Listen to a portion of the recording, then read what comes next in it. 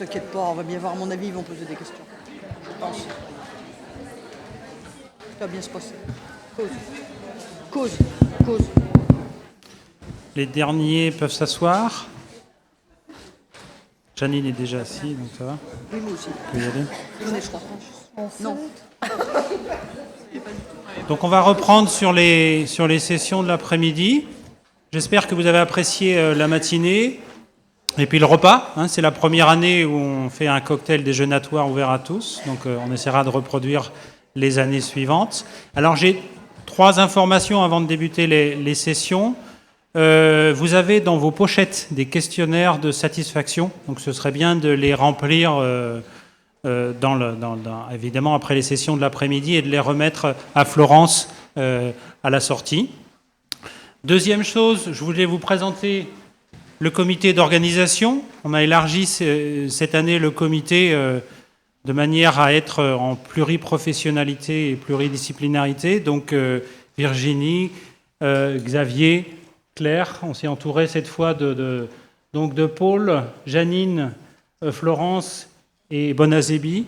On a essayé de couvrir aussi la région et c'est vrai que je voudrais remercier ce comité d'organisation. Je pense qu'on a travaillé pour préparer ces réunions et c'est vraiment un élément important pour les futures réunions. J'en profite pour excuser Claire Delorme. Claire a encore fait des cascades et a des soucis avec sa cheville et elle ne pouvait pas descendre l'amphithéâtre. Donc elle nous manque beaucoup aujourd'hui et je voulais l'excuser. Donc je vous propose de passer aux sessions de l'après-midi. Alors avec le comité d'organisation, on a lancé un défi et on a choisi de lancer un défi au docteur Kaluzinski, qu'on connaît bien et qu'on apprécie. Et on lui a demandé de parler d'asthénie après le repas, mais je suis sûr qu'elle va le relever très très bien. Merci Stéphane. Alors...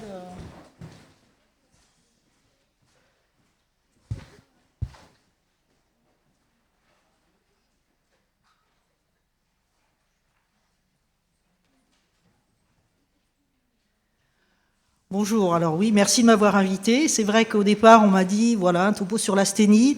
Bon, déjà, je me suis dit, qu'est-ce que je vais dire ? Il va falloir que je travaille un peu. Puis alors, quand j'ai vu l'horaire, je me suis dit, super. Sachant que on va y revenir, mais alors, il ne faut pas faire de sieste. Hein. Alors, j'espère que vous allez suivre le topo. Alors, comment la gérer ? Voilà, je me suis dit, comme je vous ai dit, je ne savais pas trop comment faire. Alors, c'est vrai que je me suis beaucoup appuyée. Donc, on a parlé des référentiels de l'AFSOS, et il y en a un sur l'asthénie, un sur la prise en charge physique, puis on va revenir. Donc, je me suis beaucoup appuyée dessus avec d'autres documents pour faire ce petit topo. Donc, on va repartir bêtement de la définition, parce que finalement, c'est un petit peu vague. Comment on fait un peu le diagnostic, les étiologies, et puis comment on prend les patients en charge. Donc, la définition... c'est vrai que c'est compliqué, l'asthénie, la fatigue, hein, c'est la même chose. C'est une sensation subjective, hein, en dehors d'un effort récent, et qui est cliniquement significative. Donc c'est vrai qu'en fonction de chacun, ça va être plus ou moins, on va avoir cette sensation un petit peu particulière. Et donc pour les patients, ils vont plus ou moins être gênés un peu aussi de leur statut antérieur. Donc elle peut être physique, cette asthénie, ou psychique. Hein, et effectivement, quand c'est physique, on est plutôt fatigué en fin de journée. Quand c'est psychique, c'est dès le matin où on se sent fatigué. Donc c'est vrai qu'après, il faut faire attention parce que ça peut être confondu avec tout ce qui compose, ce qu'on dit l'état général ou la performance du patient. Hein, donc qui finalement, ça c'est, c'est les index OMS, tout ça, mais qui ne sont pas forcément liés à la fatigue. Ça peut être simplement la maladie. Donc souvent, il y a plein de choses qui sont englobées dans ce terme. On est fatigué, mais on va voir un petit peu les différentes étiologies après. Par contre, si on prend en charge cette asthénie, cette fatigue, on sait que ça va être un critère dans la qualité de vie des patients, dans leur acceptation des soins et dans la satisfaction des soins. Alors la fréquence, globalement, 80% des patients, si on nous interroge dans les études, décrivent une fatigue. Donc finalement, on se dit, ça fait quand même beaucoup. Pratiquement 100% quand ils sont en phase de traitement, que ce soit chimio, radiothérapie, immunothérapie, tout ce qu'on veut. Mais ce qui a été noté en fait plus récemment, c'est que même après les traitements et même après à distance, puisqu'il y a des études à 2-3 ans après les traitements, voire 5 ans, il reste 15 à 35% des patients qui décrivent qu'ils sont toujours fatigués. Et en général, forcément, il l'attribue à la maladie, au traitement. Voilà. Donc quand même quelque chose qui est très fréquent. Alors le diagnostic, il faut, c'est vrai, y penser, enfin l'évaluer et poser finalement la question. Alors, donc l'évaluation, c'est vrai qu'il y a plusieurs échelles qui sont décrites, là je les ai pas reprises forcément, parce que je trouve la plus simple qui est décrite, c'est l'EVA, comme la douleur, en fait, entre 1 et 10, où vous vous placez. Donc c'est l'échelle la plus simple qui est proposée pour évaluer la fatigue. Sachant, bon, comme l'EVA, mais peut-être encore plus pour ce problème de fatigue, il semble que c'est quand même... La difficulté, c'est que c'est pas toujours forcément reproductible, même chez le même patient, et en plus en fonction des différents intervenants. Mais bon, ça peut être un peu déjà une méthode au moins d'évaluation si on ne sait pas trop comment gérer. Alors il y a deux situations, c'est le malade qui s'en plaint. Donc, déjà, voilà, il est devant nous et puis il dit voilà, je me sens vraiment fatigué. Donc là, c'est vrai qu'il faut rechercher des facteurs qui peuvent aggraver quelque chose qui existe. Et là, proposer éventuellement un bilan, on y reviendra après. Et puis, sinon, on peut lui donner des conseils, on en reviendra après, par rapport à comment gérer cette fatigue si elle ne semble pas être sur une cause bien spécifique.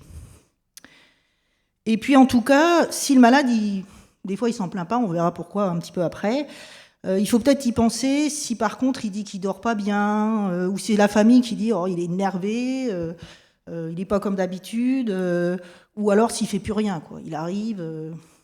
il se plaint pas d'être fatigué, mais bon, quand on lui demande, il fait rien à la maison, il bouge plus. Donc ça, c'est peut-être quelque chose où il faut se dire, bon, il y a la maladie, mais est-ce qu'il n'y a pas quelque chose qui est lié à une fatigue plus importante? Donc déjà, les deux cas, est-ce qu'il l'exprime spontanément ou pas? Alors, comment ça peut être sous-estimé? Donc le patient, déjà, je mets fatalité, oui, un patient, déjà, il a un cancer, alors forcément, on a un cancer, on est fatigué, puis on a de la chimio, c'est normal, ça fatigue, on a de la radiothérapie, ça fatigue. Donc finalement, il ne s'en plaint pas parce que c'est normal. Bon.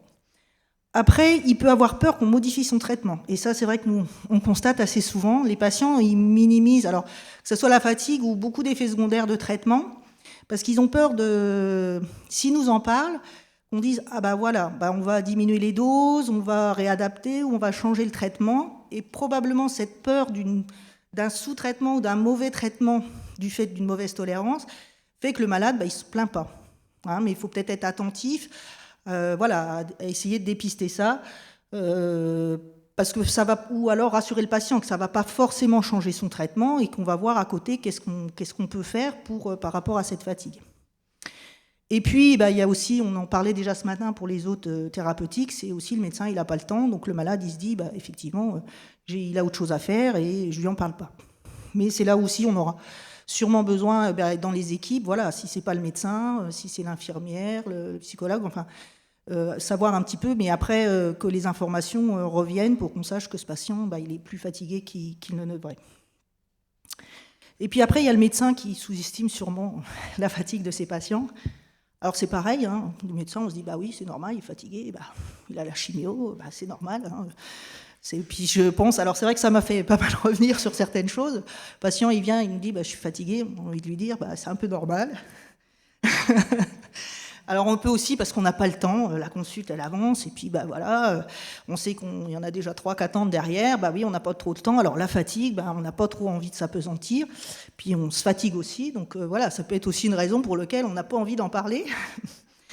Et puis aussi on peut ne pas être disponible, parce que finalement, on a d'autres choses à annoncer, pas forcément super, donc la fatigue, dans le compte, il faut lui annoncer ou une récidive, ou un truc qui se passe pas bien, et à ce moment-là, on n'est pas disponible, c'est pareil, c'est un peu le temps, mais aussi la disponibilité aussi psychologique, de se dire, la fatigue, c'est pas important à côté du fait de ce que je lui ai annoncé. Donc c'est vrai que dans des consultations qui sont un peu compliquées comme ça, la fatigue, peut-être que le malade il va nous dire je suis fatigué, mais que nous on ne va pas l'entendre parce qu'on sait qu'on a d'autres choses à lui dire derrière. Donc tout ça fait que finalement, quand on arrive à se dire que 80% on arrive à recueillir de patients fatigués, mais il y a plein de choses où on n'a pas parlé de la fatigue. Alors, après, comme tout en médecine, c'est l'interrogatoire, où il faut demander un petit peu les plaintes. Et puis, donc la fatigue, comme je disais tout à l'heure, il y a différents éléments. Hein. Donc il y a la fatigue psychologique où le malade il n'a pas envie, il n'a pas de courage. Donc c'est vrai que on va peut-être se tourner vers des facteurs dépressifs ou simplement de fatigue psychologique. Après, en fonction de tout ça, on fera intervenir différentes choses. Il y a la fatigue musculaire. Par manque d'endurance, en fait, le malade se plaint, finalement, je peux plus faire ça, ou je suis vite fatigué, j'ai mal partout. Et puis la fatigue cognitive, en fait, là, qui est peut-être plus différente, et puis qui peut être majorée aussi par certains traitements, avec des manques de concentration, de maîtrise de soi. Mais tout ça, finalement, c'est toujours englobé dans la fatigue, mais peut se traduire un petit peu différemment selon les patients. Alors là où c'est important par rapport à cet interrogatoire, c'est aussi finalement la connaissance du stade de la maladie du patient. Parce que forcément, ça va être très différent si c'est un patient qui est en traitement adjuvant, il a été opéré, il a ses traitements complémentaires, ce qui certes vont peut-être entraîner de la fatigue, mais il n'a pas d'autre raison. Hein, à côté d'un malade qui a une maladie métastatique, on va revenir après aussi, où là, c'est vrai qu'on va interpréter forcément différemment la fatigue, puisqu'il peut y avoir d'autres symptômes qui engendrent des difficultés. Hein, donc ça, c'est vrai que la fatigue, oui, mais elle rentre aussi dans un cadre du patient avec sa pathologie à différents moments du traitement. Et on va voir un petit peu la suite après. Donc voilà, en tout cas, dans les causes de cette fatigue, il faut différencier le malade qui est en cours de traitement du malade qui est en rémission ou en surveillance, puisqu'on n'aura pas forcément les mêmes craintes ou les mêmes diagnostics d'élimination. Donc, en cours de traitement du patient, la chose qu'on peut craindre, c'est que le cancer, en fait, il évolue, et donc que le patient ait une anémie, ce qui est assez fréquent, hein, avec des syndromes inflammatoires. Bon, ça peut être aussi lié au traitement, mais donc l'anémie, en soi, ça fatigue, qu'il y ait une infection, une dénutrition. Donc ça, c'est des gros facteurs d'asthénie chez les patients. Ensuite, la dépression, hein, on voyait tout à l'heure dans les niveaux, il y a la fatigue physique, mais la fatigue psychique. Et bon, c'est vrai qu'on peut vite dire le patient il est anxieux, déprimé, mais on a des dépressions vraies et qui sont peut-être aussi minorées, mais qui font que ça augmente la fatigue des patients. Alors après, comme on disait, il y a les causes iatrogènes, donc nos thérapeutiques, chimio, radiothérapie, thérapie ciblée. Mais il ne faut pas non plus oublier tous les traitements symptomatiques qu'on donne à côté, hein, et notamment les psychotropes, qu'on va donner parce que, oui, les patients sont angoissés, mais du coup, des fois, ils en ont peut-être un peu trop. et puis les morphiniques. Hein, et c'est vrai que des fois, il faut se poser la question aussi, il dort drôlement, oui, peut-être finalement, il n'a plus besoin de cette dose-là, et qu'en diminuant, il va peut-être être mieux. Donc, quand même, penser à ces causes iatrogènes à la fatigue, parce que finalement, là, ça peut être assez simple de diminuer cet état. Les douleurs, c'est aussi une grande cause de fatigue. Alors, on vient un petit peu, on donne des morphiniques, il faut en donner, mais pas trop. Mais voilà, si le patient est douloureux, forcément, ça va se traduire par de la fatigue physique et psychique. Et puis aussi penser aux autres comorbidités des patients, parce qu'ils arrivent, ils ont un cancer, mais ils avaient peut-être d'autres choses avant, qui peut se décompenser du fait des traitements, du fait de la maladie, notamment le diabète. Et c'est vrai que s'il a un diabète décompensé, ça arrive régulièrement que les patients arrivent pas bien du tout, et en fait, ils sont en coma hyperglycémique, donc ils ont été fatigués un certain temps, puis personne n'a repensé à contrôler ça. Donc ça, c'est vrai qu'en cours de traitement, avec tous les traitements qu'on peut avoir, mais il faut quand même aussi penser à d'autres causes à côté que le cancer. Et puis, il y a le cas aussi du malade à qui on a fait des traitements, puis qui est en cours de surveillance, hein, soit en phase métastatique ou en phase adjuvante. À quoi il faut penser? Alors, c'est vrai que l'angoisse première du patient, mais éventuellement du médecin, c'est est-ce qu'il rechute, puisque ça peut être un signe de maladie. Donc, c'est vrai qu'il faudra se poser quand même plus ou moins la question en fonction de la traduction. Ça peut être finalement, il est fatigué parce que comme s'il n'a pas fait de choses particulières, il ne sait plus faire d'efforts. Donc c'était là où tout à l'heure on parlait de la fatigue musculaire, et puis on va en reparler après avec l'activité physique. C'est que finalement il n'a rien fait, donc musculairement, il n'est plus capable de faire des choses, et que du coup, il essaye, mais il n'y arrive pas. Après, il y a les séquelles des traitements. Hein. Alors bon, c'est vrai que ça pourrait être des problèmes métaboliques sur des grosses résections digestives, enfin tout ce qu'on veut, qui peuvent entraîner quand même une fatigue, parce que donc là où des troubles ioniques, des choses particulières. Il faut se méfier d'autres pathologies. Hein. Régulièrement, en cours de surveillance, on découvre des maladies inflammatoires rhumatismales, d'autres pathologies neurologiques, mais qui n'ont rien à voir avec le cancer. Donc, au bout d'un moment, il faut quand même chercher. Et puis, l'inverse, la fatigue physiologique, des gens qui se remettent trop à fond. Donc, ils font surentraînement sportif, ou finalement qui ne sont plus adaptés à leur poste de travail, et que finalement, ça entraîne une fatigue qui vont s'arrêter de nouveau travailler. Hein. Donc, tout ça sont des éléments qui paraissent moins importants, mais qui peuvent quand même traduire cette fatigue qu'on voyait qui était presque de 30% chez des patients après les traitements. Voilà, on va passer un petit peu à la prise en charge. J'espère que je ne vous ai pas trop endormi. Alors, déjà en parler aux patients et puis donner des préconisations, ça peut être déjà de rassurer les patients. Je dirais rassurer les patients, puis au moins les écouter. Parce que je pense que ça, c'est, comme on disait tout à l'heure, ils disent le médecin n'a pas le temps. Bon, c'est vrai que c'est pas toujours évident, mais au moins les rassurer. Et si on arrive à évaluer la fatigue, de se dire, ça c'est vrai qu'il a cette chimio-là, ça s'explique parce qu'il y a ce traitement-là. Ou alors, non, c'est un peu bizarre qu'il soit fatigué à ce point-là. Et puis alors donc là, ce que j'ai mis après, c'est dans les recommandations de l'AFSOS, qui ne sont pas dans toutes les recommandations aux États-Unis ou d'autres recommandations internationales ne sont pas allées jusque-là. Mais dans le référentiel de l'AFSOS, c'est mis ne pas conseiller repos et sieste. Parce que c'est vrai qu'on a tendance à dire vous êtes fatigué, reposez-vous, quoi. C'est facile. Et donc là, pas de sieste, hein, ce que je vous disais tout à l'heure. Et donc.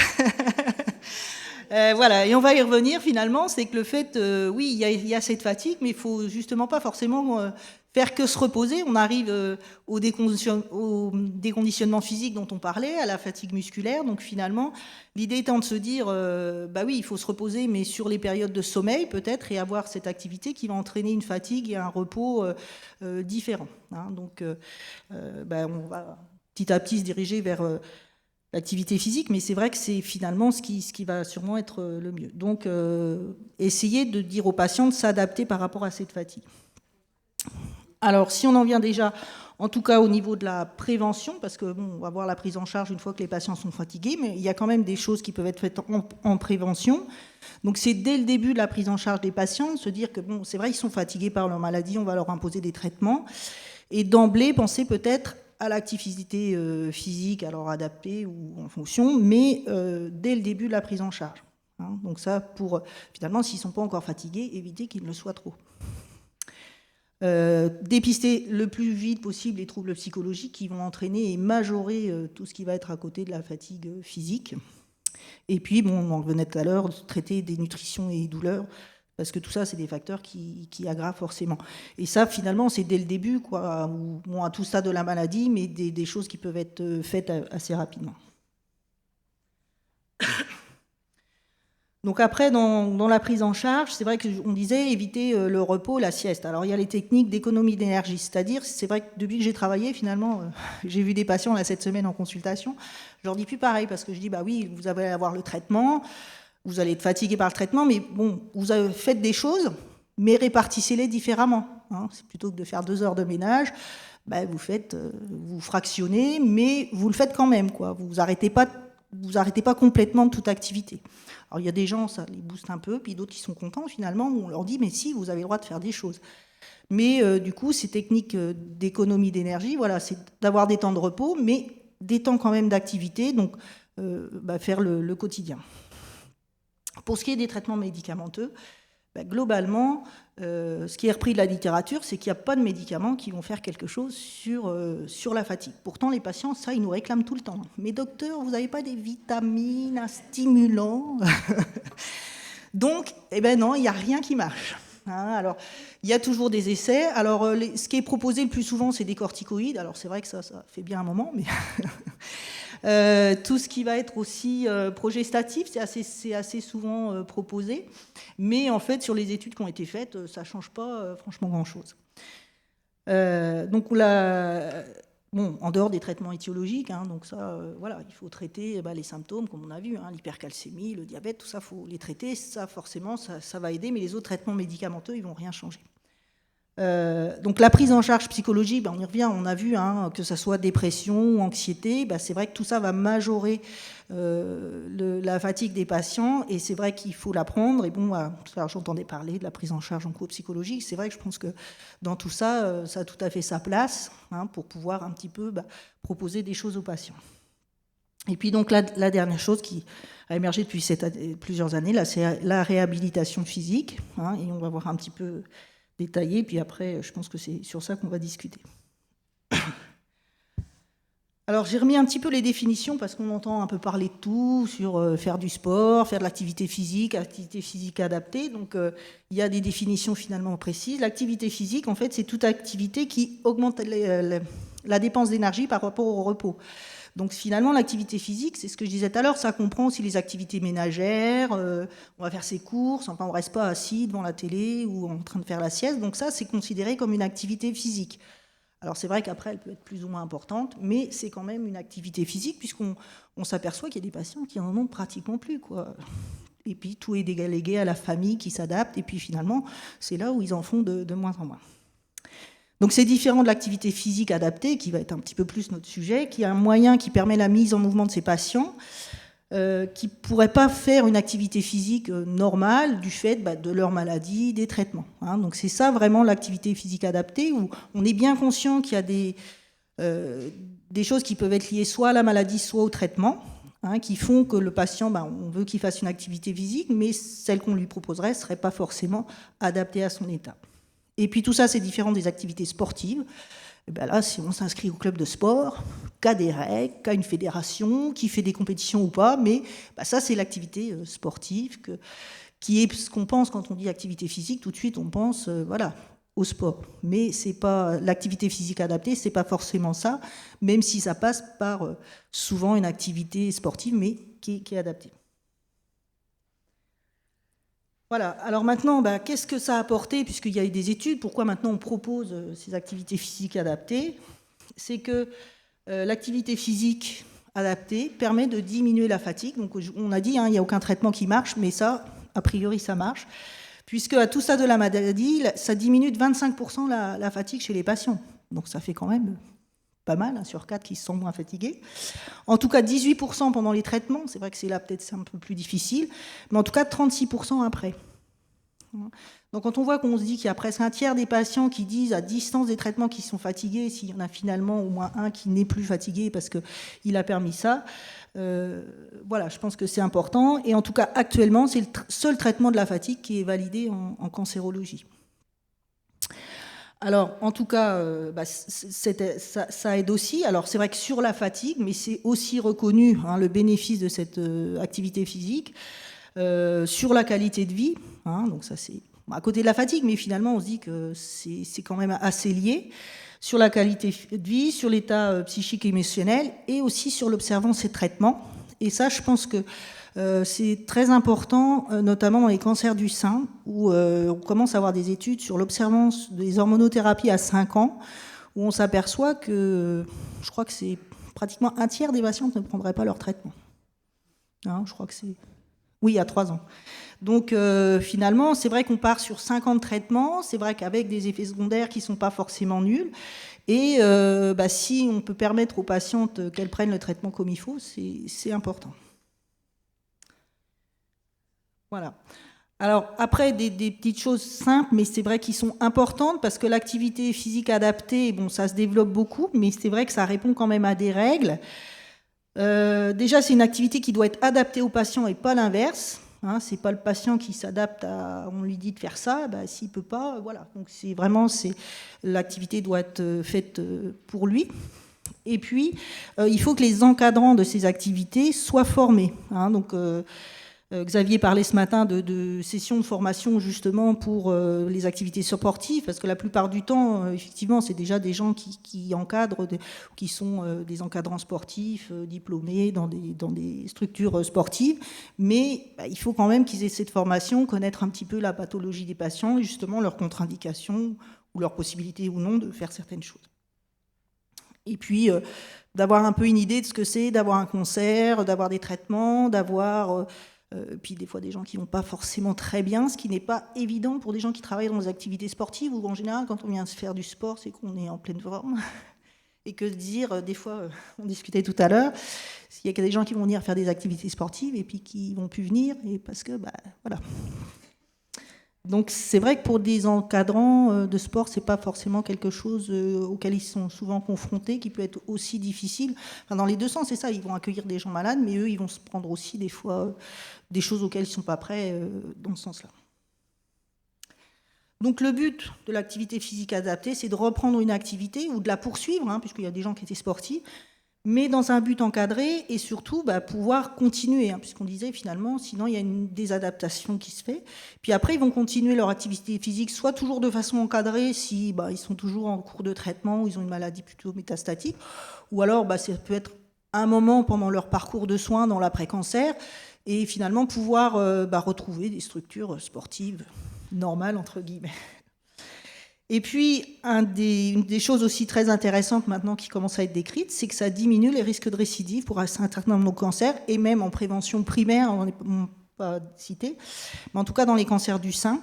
Alors ça, par le biais sûrement de l'activité sportive qui modifie quand même le métabolisme au niveau des œstrogènes et aussi de l'insulinorésistance, qui sont des facteurs actuellement connus dans les cancers du sein, ou la récidive et le cancer du sein, l'apparition du cancer du sein.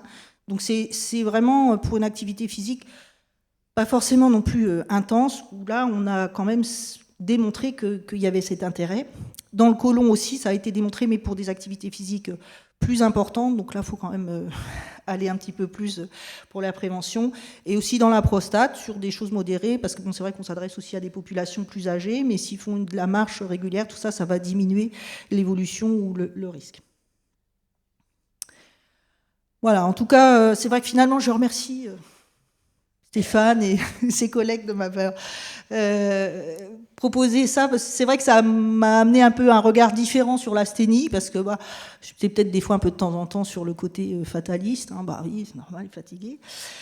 Quand même se poser les questions, parce que c'est vrai que c'est pareil, écouter ou se dire le malade il est fatigué, mais c'est peut-être pas normal. Voilà, parce que c'est ça, se dire c'est normal. Non, c'est peut-être pas normal, il faut se reposer des questions, à se dire est-ce qu'il ne faut pas quand même chercher une autre cause à côté. Et puis, voilà, je pense qu'il faut encourager l'activité physique adaptée ou l'activité physique globalement, en coordination avec les structures sportives, et qu'il faut aussi qu'ils soient quand même en lien avec nous, je pense, pour essayer d'organiser ça à tout niveau. Voilà, je vous remercie.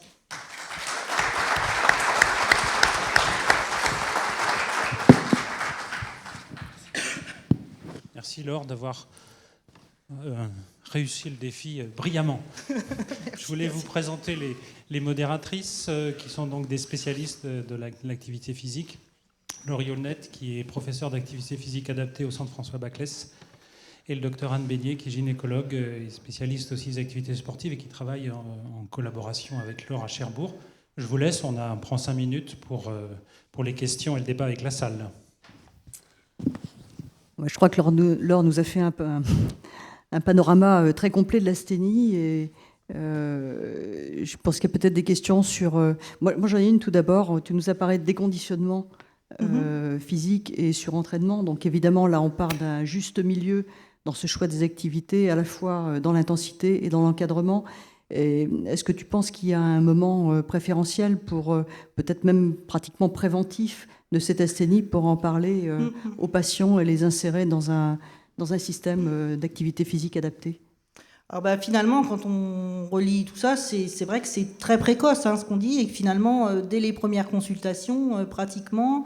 alors c'est vrai que nous, quand on les voit, ça fait peut-être déjà quelques temps qu'ils ont été pris en charge, mais une fois que le diagnostic est posé, probablement c'est dès ce moment-là il faut proposer aux patients. Donc ça peut être le chirurgien si c'est des patients qui sont opérés, mais je pense que ça va être le plus précocement possible, même si l'activité physique elle va pas être forcément adaptée dans le cadre de structures, parce qu'en fonction des traitements il y a des choses qu'on va pas forcément faire. C'est vrai que la piscine pendant la chimiothérapie, des fois on craint un peu parce que les infections, il y a des choses comme ça, ou s'il y a des toxicités. Donc, mais à certains moments, il va peut-être pouvoir faire quand même des choses. Et dès le début, je pense que, c'est ce qui est décrit, le plus précocement possible, Il faut demander aux patients et au moins, c'est ça, l'idée aussi qu'ils n'arrêtent pas tout parce que c'est là où on va arriver à ce déconditionnement physique, musculaire, qui va être difficile à récupérer et probablement qui génère ces fatigues post-thérapeutiques qu'on constate.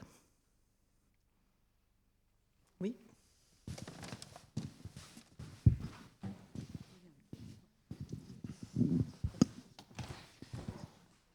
Bonjour, moi je suis infirmière à l'hôpital de jour de Saint-Lô. On est un tout petit centre, enfin une toute petite équipe.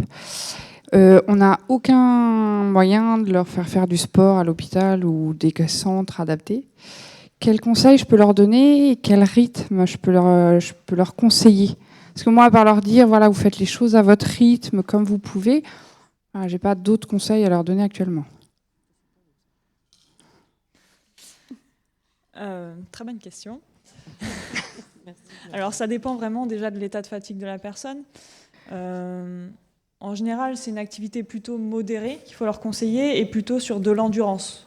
Donc, ça va être plutôt de l'endurance aérobie ou de l'endurance musculaire.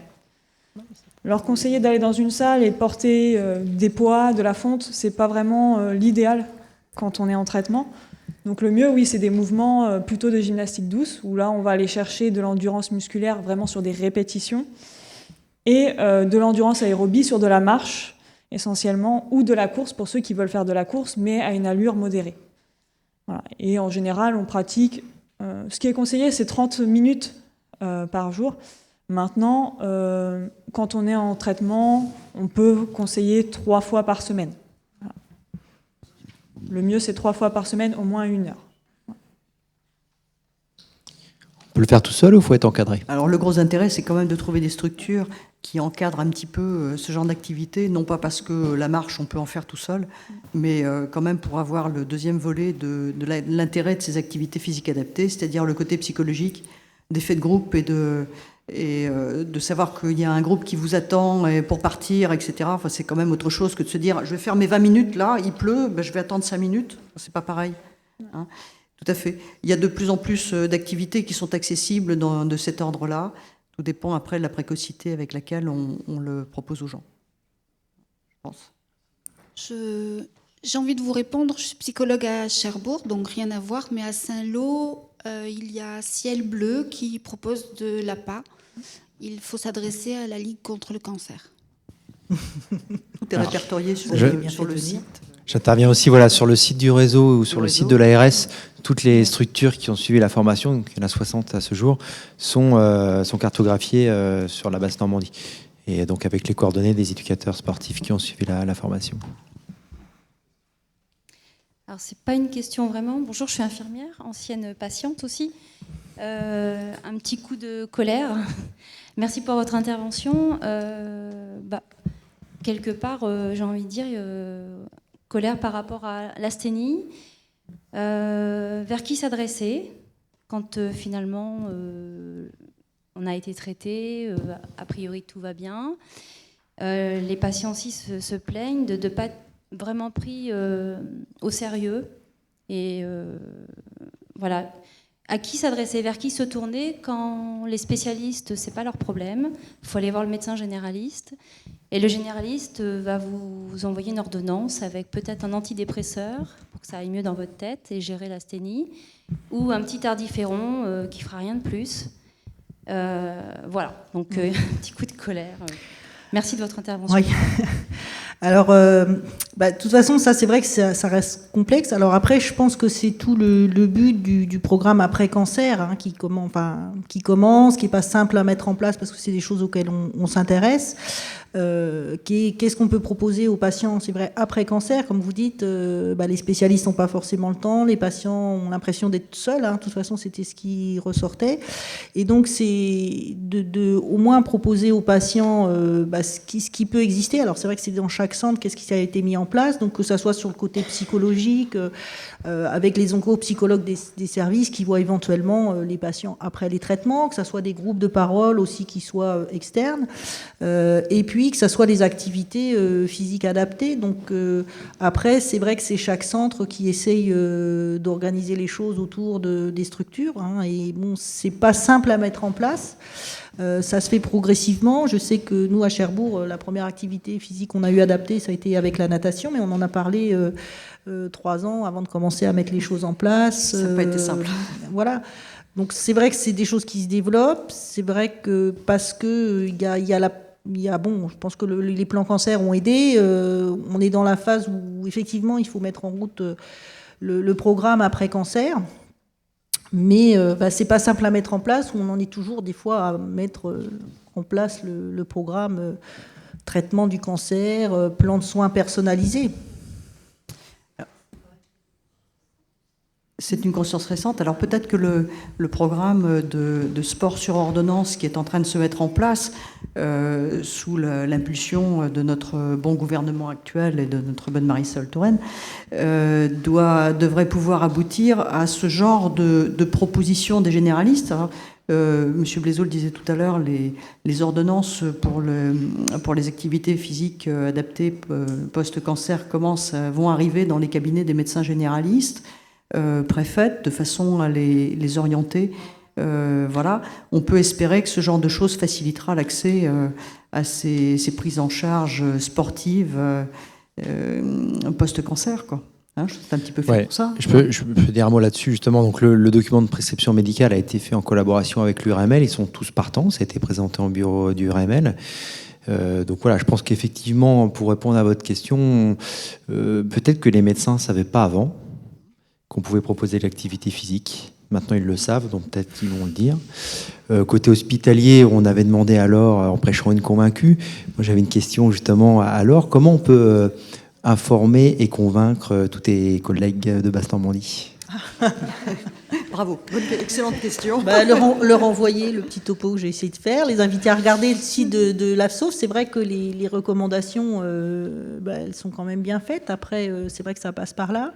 Mais c'est vrai que là, il y avait une remarque qui disait que c'est pas quelque chose de courant. Et c'est vrai qu'actuellement, déjà pour les douleurs articulaires, on disait sous hormonothérapie.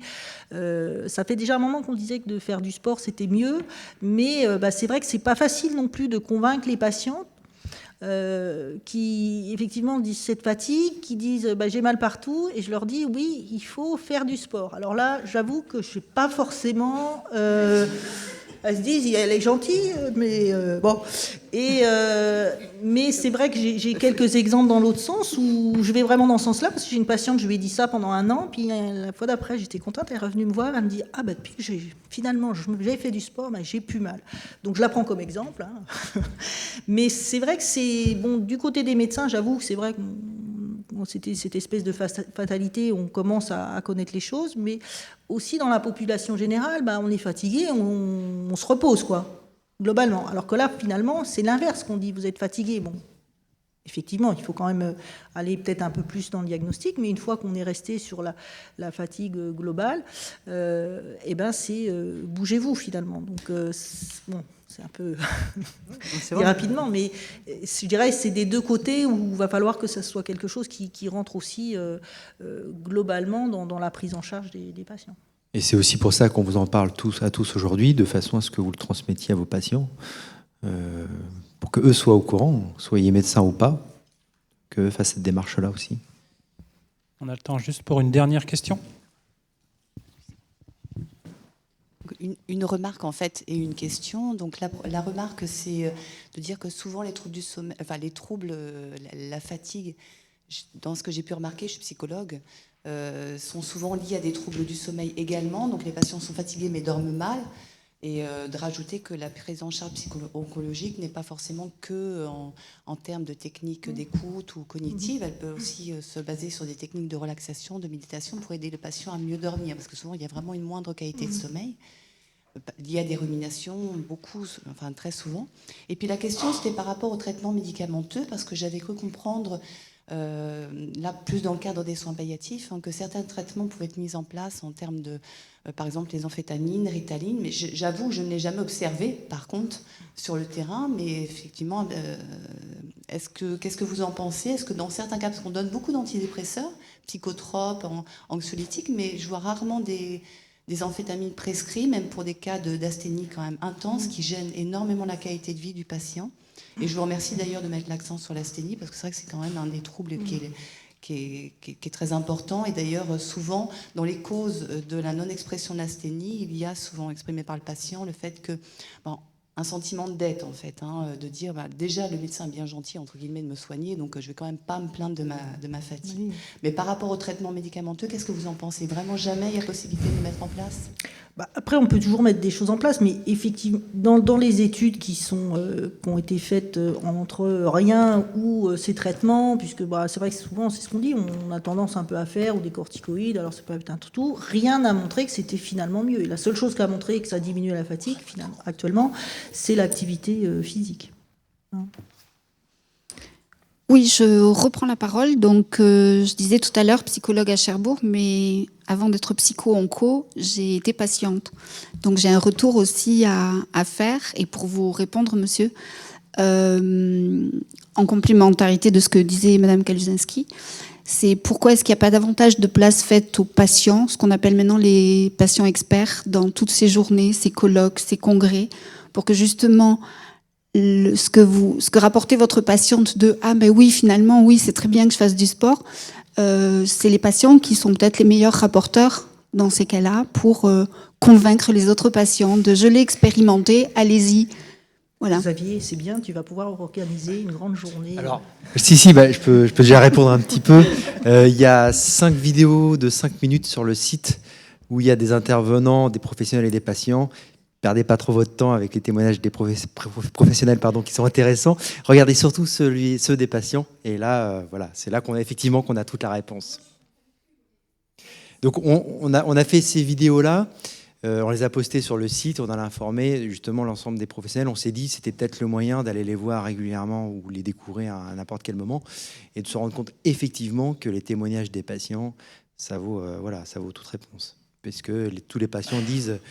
On se sent mieux, on revit, on a une diminution de l'anxiété, on dort mieux. Voilà, c'est le meilleur témoignage, effectivement, les patients.